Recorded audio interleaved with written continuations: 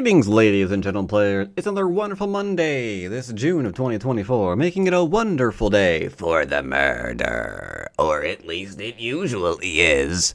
But yeah, today I'm not going over a game featuring my boy Bjorn Sang-gil.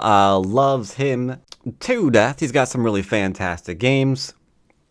And this one features a very, very complicated throw that's also not complicated at the same time. It's weird. It's a unique situation, but at the same time, the right answer was a proverb. So I'm going over this one rather than playing a Murder Monday game, because I just tried to record a Murder Monday game at 7 dawn and I got botted, and so I'm a little grumpy about that. But that is okay. My being botted just means you get to look at this fantastic game in its stead. So we've got the ever so lovely 3-4 by good old Bjorn, as well as his opponent, which invites a diagonal opening. Diagonal openings are fantastic. You never know what they're going to do. Are they going to be fighting? Are they going to be territorial? Are they going to try to break out some influence? Who frickin' knows, man? Bjorn's going in low for some territory, and we've got the very, very classic back off right now. Good old Kosumi. Kosumi, however, is still a little bit slow, even if it is popular. So Bjorn has free reign to simply enclose. Now it is up to White to figure out what to do about that. Is he going to do something on the corners? Is he going to do something in the 3-3s? Is he just going to be extending for territory? Follows up and takes his opponent's best move for himself. That is proverbial, so tip of the hat there.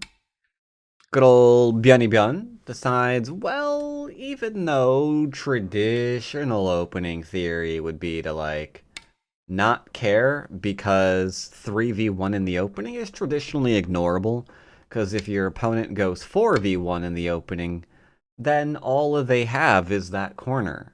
And that's it. You've got potential elsewhere. So usually we don't want to be over-concentrated like that. But apparently Bjorn wants to pick himself a fight. So he diagonals out. His opponent tries to grab himself a very, very quick base. Or at least the potential of one. Black could pincer here, admittedly. And then there's a lot of Aji in the largest source of territory that Black's trying to get. It's a little bit awkward. Instead, good old Bjorn immediately decides to ignore the opponent and threaten to surround, because Go, gosh darn it, is called the surrounding game. So yeah, fully surrounding here, being able to expand from that enclosure seems like a good deal. White says, I call your bluff, good sir. Being able to double approach your 4-4 stone is also, dare I say it, a good deal. Now we have a game of chicken. White can surround the bottom left-hand corner, but the upper left one is going to die. White blinks and says, I do not want to die there, so I will defend myself. Which prompts Black to go on an attack. Now, once again, we're very much expecting this sort of surroundy move. It doesn't kill the corner, but it does gain a lot of strength. Unfortunately, Black is now trying to get a lot of strength as well. And yet, it is the biggest move, obviously. So let's see what we're going to do. Because it's just a 3-3 right now. And you live. Black is going for that expansion. Black is currently playing a game where he is going to ignore his opponent and just freestyle whatever he wants to do. Let me tell you, I like it. It's a bold way of playing. Extremely bold way of playing. White has to follow up and do what he's doing. And now, yes, admittedly, we are treated to the 3-3 rather than expansion on the right or something like I would want to see. I'm not the greatest fan about this because, you have influence going strong for you on top of the board, and now you're going to give a lot of strong influence to your opponent. Yeah, I'll never get over how freaking weird that is. So, here we go. in my opinion, shooting your entire opening in the foot. Because now this influence can expand here. Like, I don't know, man. I don't know. But, alright, here we go. I also love that white is just taking a very, very calm, simple response to the 3-3 because he's doing very, very well here. All of this influence is hurting the influence already on the board. Like, black can't really expand from this now, not meaningfully so. So, he's got to play a territorial game. White is now the one playing the influential game. Taking that good old expand. A lot of things you could try to do here. Could try to play some kind of middly move. There's a little bit of endgame shenanigans you can do with like an attachment. Black says, I'm going to live here. Okay, now we're getting somewhere. Black says that this is gonna live, huh? I mean, the area is rather open. Personally, if I were to see a move like this in my game, I would be anticipating my opponent wants to really sacrifice it for the outside, since maybe they can still grow the outside. But we'll see what good old Byun wants to do. White says, no sacrifices for you, you're committing. Now what are you gonna do? Now we see the attempt to sacrifice, because you could just go ahead and push and cut. And then this ladder, unfortunately, does work for black. So we can't quite do that one. Which means have to play here. Now the push and cut can occur. So we're going to defend with the good old table. Oops, sorry. I'm getting ahead of myself. My bad. Because the Hane would suck right now. You'd be getting killed. Sorry, we got to extend one. And then play here, because now the Hane is not going to destroy you. After the cut, we're not going to defend, because Hane had F2 and 3. So we're going to extend. Yes, the push and cut works right now. But the outside's pretty good. So if we do allow the push and cut, it's not terrible. We're already set up to profit off of the Sente that would bring us. So he comes out. I kind of want to show that real quickly. So if we do this one, this one, this one, this one, this one, this is what we're expecting, right? But then we'd also have to expect something like maybe just this one. It's threatening to do terrible things here. Maybe even just a frigging turn, to be honest. Because this is pretty strong, right? Into summon like that. That's pretty strong. I would say that's pretty strong, wouldn't you? Of course you would. Of course you would. So, gotta be careful about that. Some weaknesses aren't very weak. And white is not falling for it. Black says, I am going to try to keep expanding anyway. White says, no, you're not. Why does white say, no, you're not? Why is white pushing and cutting here? Well, because math comes into play here. Let's say we did this one, this one, this one, into this one, into this one. Well, now, yon do do ba ba dee ba da do. Potentially 7 lines of territory being obtained for black, compared to, hello, 4 doesn't go twice, thank you. Compared to 5, let's say, for white. So black is now outvaluing white. So when that happens, tries to not allow it.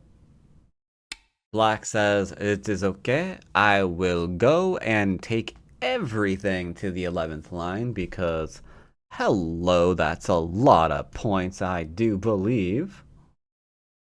Got ourselves a Hane. Into the Hane. Into having to obviously fight this. Can't let this go to your opponent. If you do, you lose a game. GG. But what do? Well, we don't be greedy. First thing he does is play here. Don't want to die.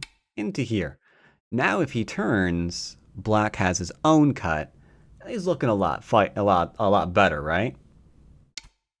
So we're gonna play here to try and make that not work so much. So black now has to play here. Because white would love to play here, right? White would love it, love it, love it, love it, love it. But in this position, no matter how you play, yeah, you're in a lot of trouble with this group. It's going to not be the case if you already have a move here, because now you've got this one still. You've got this one still. Now you've got a perfect net against the cutting stone. Sneaky, sneaky, sneaky. So, alright. Good old Mr. Shhhh over here. He's got some fancy steps he's throwing down his opponent. Gets himself fully surrounding a group. Looks good, looks good. Now that said, we still are profiting here in a great big way. So the question is, if we can settle this efficiently, we're not actually doing that bad. So how do we settle? Well, we're going to first settle with forcing moves. So do we have any forcing moves locally? But absolutely yes, we do. Because after we attach to here, if we go under, this gets reduced, this lives, everything is fan-bloody-tastic. So white decides to attack. Black is just asking for more forcing moves, like, hey, what can I do here? White answers, please die in a fire. Now that we got some reinforcements and some eye shape, now we can go for the cutty times, just like so. Hane would kill, so we have to defend. And now it looks like Black's own counterattack is doing work. It's doing pretty good. Take and a wabam. Instant counterattack. Look at that. Rather dangerous of that Hane, huh? Like this looked like, ooh, it's turning into such a good result for Black. But if Black gets stronger, then we can do all of this happy stuff. So, was that Hane the greatest thing to do in the history of ever? I'll let you be the judge. White has to go and throw down. Big decision to be made in our world. If we just play this one, there's the Hane, and then we have to connect into like a throw-in. Looks like, hard to say if we're doing good. Even though these cutting stones can be killed, white can just go ahead and save them. So we play here instead. Now we've got shape. And now we've got ourselves a potentially dead group. Black knew there were two groups under attack, not just that one. So turned it around on his opponent. Very high level fighting, you gotta love it. Fight's not over though. So we can reduce this, but it's pretty over. At least for now. There's Aji here. We'll get more into that later. For now, Black decides it's time to do a little bit of reduction, like so. He's going after the defense at K3. Got ourselves a connection here, so we can play this one. Sorry, we don't have to worry about playing this one now, because if he pushes and cuts through, these three stones die, right? So Black gets to keep taking the territory.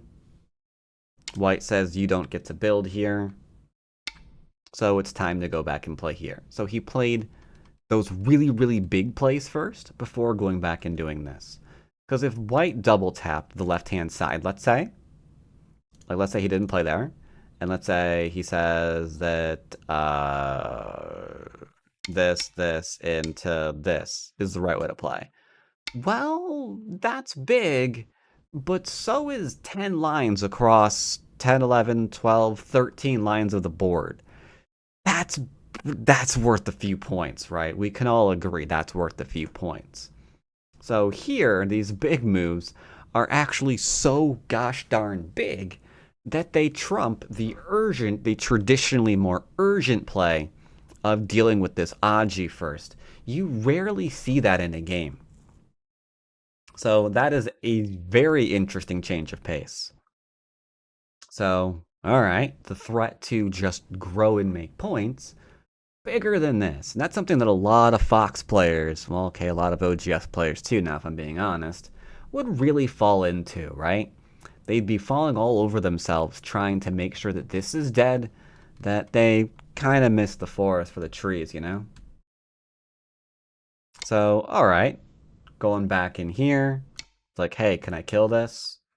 No. Alright, then are you dead here? Maybe.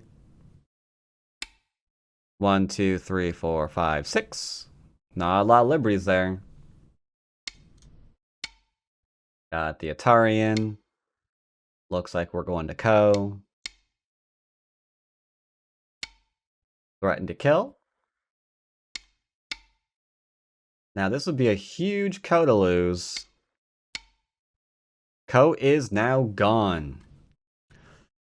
Huge pickup those captured stones. What can White really do with these three? Well, the answer may surprise you. He pushes through. Black fixes. Okay, that seems like a huge exchange. Got a full surround. White's like, okay, I win the game. I've got the bottom. There's no way I lose the game, right? There's no way I lose the game.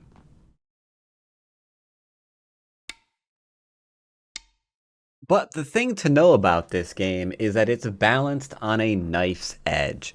I think at this point, it's something like, if I remember correctly, it was, God, what was it? I want to say like 0.5, maybe 1.5 difference right now on board because you're dealing with so much frigging territory on both sides. That said, you might be thinking, no, no, no, no, no, the bottom is worth more. You're right about that. You're right about that. But the thing about the bottom, there's Aji. Because you still have this, which is Sente. And you still have things here, which are Sente. So there's a lot of Aji down in here. So in black goes. We're looking for all that Aji. Looking for all that Aji. White says no. Black says I insist. Because right now, trading the corner for the bottom being reduced is a game-losing proposition. Can't do it.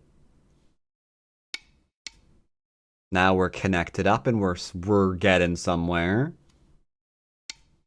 Atari takes the exchange.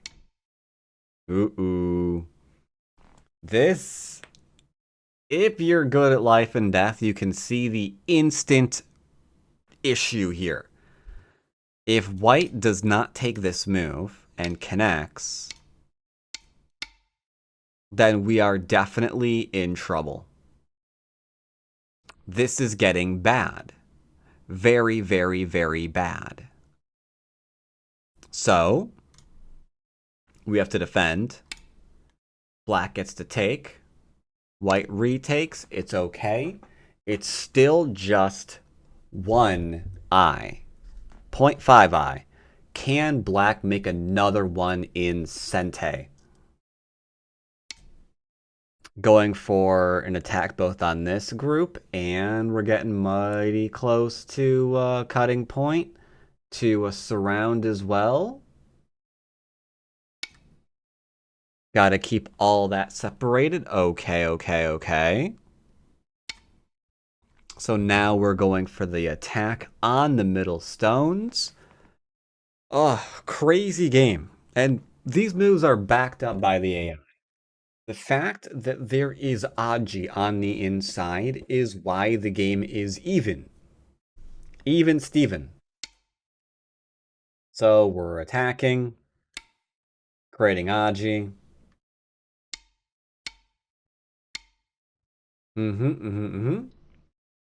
It looks like everything's staying okay. Grab the cutting point so we can maybe do some interesting things down here. And this, unfortunately, is where we have the first throw of the game. How is white going to answer this move? There are a few very, very common answers. But put yourself in white's position. You don't want your opponent living because you know if they live, they're screwed. You're screwed. And this Atari is probably Sente because you've got the take on the two stones now. So this is Sente. So if we get another I here, 0.5 on the out, they're done for. Black lives, you lose game. So what is he gonna do? What is the one thing you generally don't want to do against invasions like this? It's create new groups, right? You don't want to create new groups. You don't want to create cutting points. That is what makes it extraordinarily difficult to kill off said invasions. And yet, does play here. AI recommends just cleanly cut it, brother. Even play here. You might lose a bit, but you're going to keep a lot in Sente. Hard to read out. Not hard to read out that we now have a problem. With this cut, now we need a defense. With this defense, we are now poking.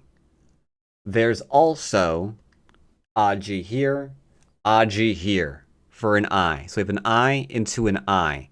We're staring down the barrel of life right now, which means we've got to connect to make sure that's not going to be killing us, which is allowing black to continue fighting.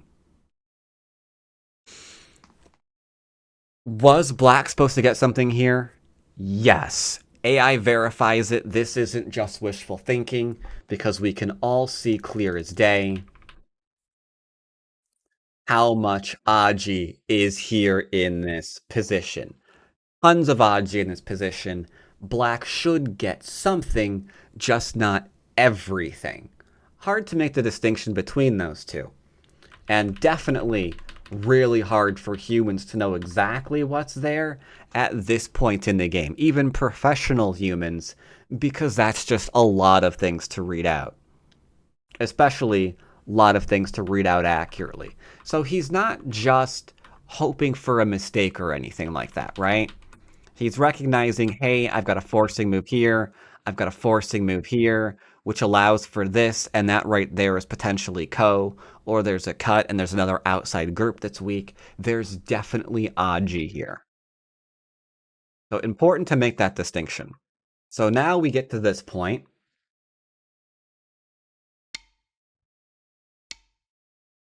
And you can see the damage being done. We've got this attack. There is a cut here. Oh, white has fallen to pieces because of this little throw. But it's okay. There are miracles in Byoyomi. Because black's gonna throw too. How does black throw here, you might ask yourself? Well, it's another proverb. Just as when dealing with invasions, we don't really want to create new things like this because of the explosion of Aji we're seeing here. Well, there's a proverb here about keeping connected. Black goes for, if I'm correct, this one, right? Yes. Black should just chill. He's got what he's came for. White can't cut this. If white cuts, the turn is Sente. We can hit this. We can disconnect. We can hold. Absolutely can hold. Black apparently was having trouble reading that. So he's going for an immediate capture instead of bop, bop, bop. This way, he's fine. And AI predicts really quickly with very natural moves. White's just gonna, or black's just gonna be up ahead by 40 and more within seconds. Black goes for the surround. Someone White invites you to play. Someone invites me to play. White backs off. Now we're trying to do this anyway, but we haven't taken this off the board yet. So now there's multiple cutting points. Now we've got to defend. Somehow we're a weak group. We're still trying to kill. But it's too much. Like, we need a defense here. Because white can connect, forcing black to connect, allowing white to turn, and then this middle group is dead. So black is now trying, in order for this group to be alive, and for these stones not to be dead, to try to get some kind of surround here. But, that cut is what's enabling all of this. If this cut wasn't here, there'd be so many liberties having that white has to fight against. Never win that capture race. Be completely fine. Like, how many liberties would that be? I mean, just look at it, right? Just look at it. Because we couldn't do this. Again, couldn't do this. Because we'd be playing something like this one, and then we could play here. And then white has to somehow manage to win conservatively, considering, you know, there's 7 and 8 that we could also be playing. Conservatively, we've got like 12 liberties. And right now, it looks like white just doesn't have 12 liberties. Like, they just don't. They just don't. So here, that cut was everything. White threw, black counter throws, as if this was one of my friggin' games. Now he's going for the sacrifice for the outside. But here into here into here, we're just living now.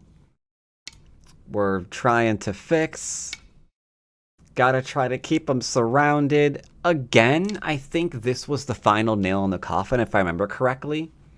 Like, if we play here, he still doesn't have everything he's looking for, and you're okay. If I remember right, as long as we play here, we're still fine. Unfortunately, he doesn't play there, and he plays here instead, creating Aji. Now, white can start poking in. Grabbing the eye. Trying to come around. White's now inside the main area. White's now threatening to kill things in the main area. Got the Atari. We're still out. Black's trying to attack, but at this point, regrettably, if I remember right, it's pointless. There's just too many ways to keep grabbing stuff, and then this will be an eye in Sente later on, because we'll need to connect. So for now, he can just chill, enlarge his liberty count. Whoops. Sorry, white, need you to play first. Or I need black to play first. Then we got that. Get an extra liberty. We're going on in. And now we've got the capture race down. Take a little bit in the corner. Poking around a little bit on the outsides. Getting in the end game. But at this point, the middle was mismanaged by both sides. It's stabilized now, so the game is where the game is. White's a bit ahead. Not much we can do about it. So they play a few endgame moves. Few more endgame moves.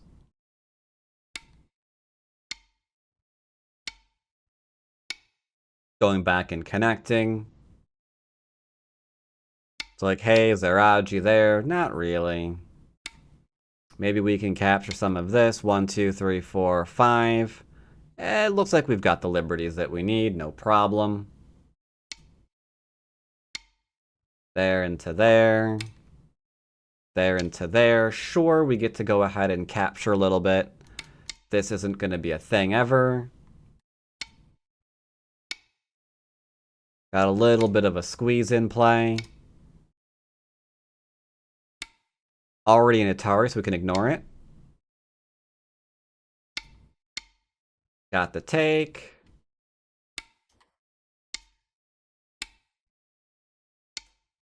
Got the Atari. Force the capture. Retake.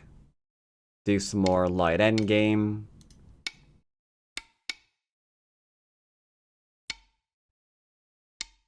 Threaten to live in the corner. Black says, whoops. Black says there's no way that's happening. White Ataris. Black moves to kill. White says, no, I'm really going to live here. To be fair, White was already ahead by a bit before this these shenanigans. Getting the cut in place. Looks like White's actually dying. Until we play that. Then we realize not dying quite so much. Makes the exchange there and then resigns the game. Unfortunate.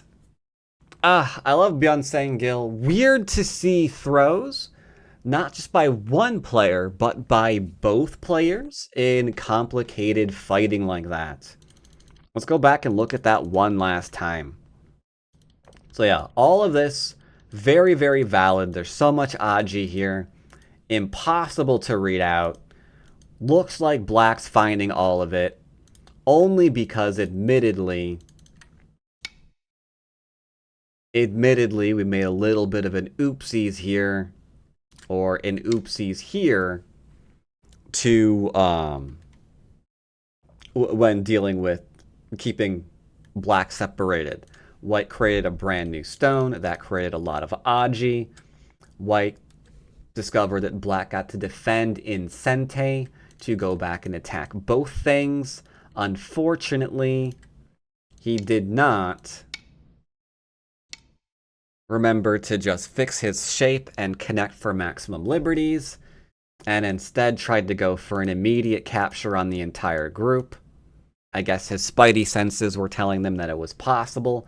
Alas, it was not possible, and because he's not surrounded, got enough liberties to go back and eventually capture that group by one frigging liberty. Hard to read that out, admittedly, because that took a fair number of moves to realize, crap, I'm down by a liberty. I actually can't win that capture race. So, can't judge him too harshly for not being an AI, but it is still interesting to see both players admittedly throw the game. So, lots of death here, lots of throwing by both players, lots of utilizing Aji. Hope you enjoyed this game. And as always, I'll see you next time. Take care, everybody.